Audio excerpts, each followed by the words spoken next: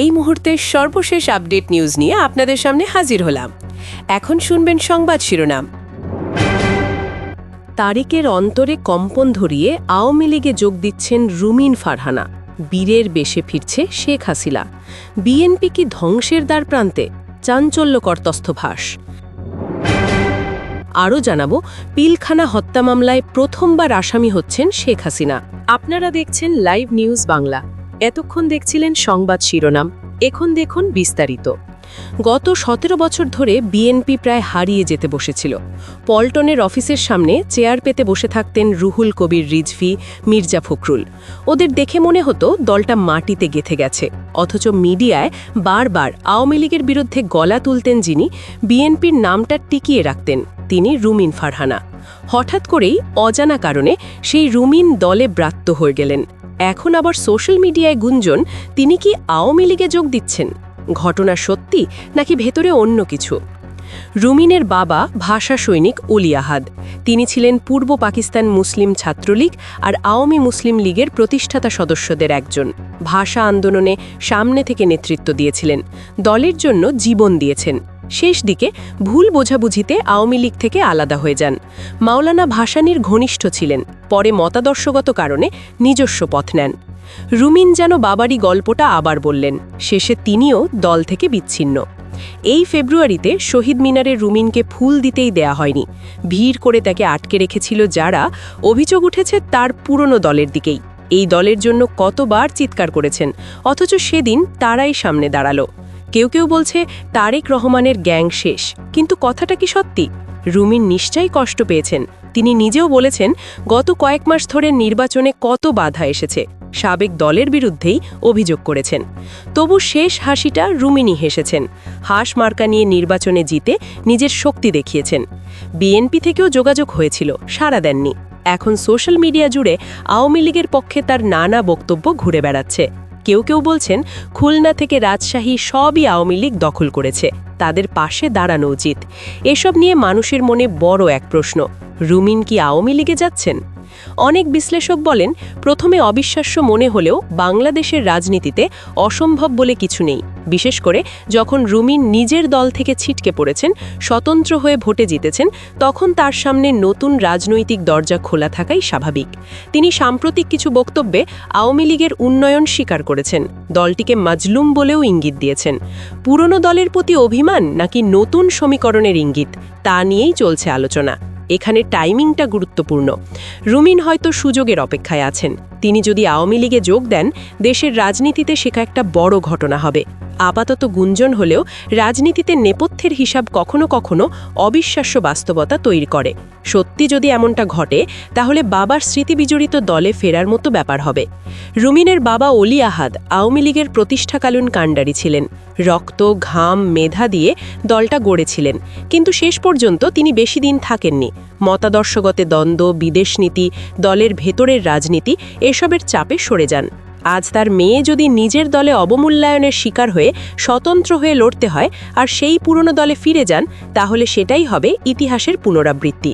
বাবার অসমাপ্ত গল্পটা নতুনভাবে শুরু হবে মেয়ের হাত ধরে। এটা রুমিনের জন্য যেমন আবেগের জায়গা, তেমনি হতে পারে তার ক্যারিয়ারের বড় টার্নিং পয়েন্ট। এখন প্রশ্ন, আওয়ামী লীগ কি তাকে দলে নেবে? 5ই অগস্টের পর নানা পরিবর্তনে আওয়ামী লীগ নিজেরাই বেশ কোণঠাসা। প্রথম সারির অনেক নেতা আড়ালে বা আইনি ঝামেলায়। এই সময়ে দলের হাল ধরার মতো, মিডিয়ায় জোরালো কথা বলার মতো নেতার খুব অভাব। রুমিনের মতো একজন শিক্ষিত, স্পষ্টভাষী, পরিচিত মুখ আওয়ামী লীগের এই শূন্যতা অনেকটাই পূরণ করতে পারেন। আগেও দেখা গেছে, প্রয়োজনে আওয়ামী লীগ অনেককেই আপন করে নিয়েছে। এবারও হয়তো তেমন কিছু ঘটতে যাচ্ছে। আওয়ামী লীগ এমনকি সবচেয়ে কঠিন সমালোচকদেরও দলের গুরুত্বপূর্ণ পদে বসিয়েছে। সোজা কথা, অস্তিত্ব রক্ষার এই লড়াইয়ে রুমিনকে দলে টানলে লাভটা আওয়ামী লীগেরই বেশি।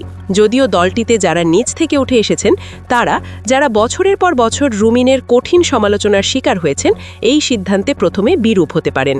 এই ব্যাপারটা নিয়ে হাইকমান্ডকে ভালো করে ভাবতে হবে। কিন্তু রাজনীতি তো সম্ভাবনার খেলা, আর যদি স্বার্থ নেলে আওয়ামী লীগের দরজা রুমিনের জন্য খুলে যাওয়াটা আসলে অবাক করার কিছু না।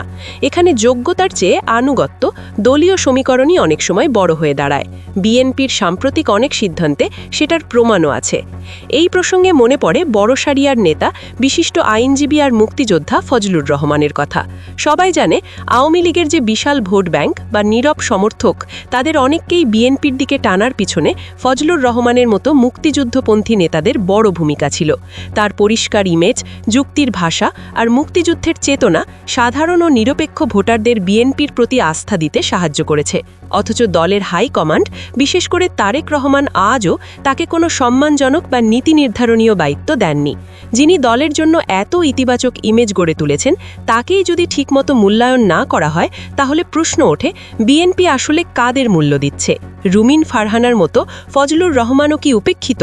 এইভাবে যোগ্যদের অবমূল্যায়ন দলেও ক্ষোভ বাড়াচ্ছে, তৃণমূল কর্মীদের ভুল বার্তা দিচ্ছে। রাজনীতির এই গোলকধাঁধায় এমন অনেক কিছুই চোখে পড়ছে। আরেকটি ব্যাপার সম্প্রতি বেশ নজর কেড়েছে। আওয়ামী লীগের কার্যালয়গুলো একে একে খুলে যাচ্ছে। অগস্টের পর যে সব কার্যালয়ের সামনে যাওয়াটাই অসম্ভব ছিল, এখন সেখানে আবার সাইনবোর্ড উঠছে, নেতারা আসছেন। সবাই বলাবলি করছে বিএনপির নীরব সম্মতি বা অন্তত চুপচাপ থাকা ছাড়া এটা সম্ভব হয়নি। রাজনৈতিক বিশ্লেষকেরা বলছেন বিএনপি একচেটিয়া শূন্যতা চায় না অতি ডানপন্থী বা তৃতীয় কোনো শক্তির হঠাৎ উত্থান। আওয়ামী লীগকে মাঠে রেখে তাদের কিছুটা স্পেস দিয়ে বিএনপি নিয়ন্ত্রিত দুর্বল বিরোধী দলের একটা পরিবেশ রাখতে চাইছে। এটাই তাদের দীর্ঘমেয়াদী কৌশল।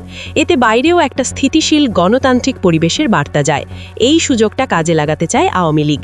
নতুন এই রাজনৈতিক মেরুকরণে রুমিন ফারহানার মতো নেতারা, যারা নিজের দলে কোণঠাসা কিন্তু জনপ্রিয়তা আছে, তারা যদি আওয়ামী লীগের মতো পুরনো অথচ নেতৃত্ব সংকটে থাকা দলে যোগ দেন, তাহলে শুধু আওয়ামী লীগেরই ঘুরে দাঁড়ানো নয়, বাংলাদেশের ভবিষ্যৎ রাজনীতির ছবিটাও বদলে যেতে পারে। রাষ্ট্রপতির চেয়ার নিয়ে ঢাকায় এখন যেন এক জমজমাট উৎসব।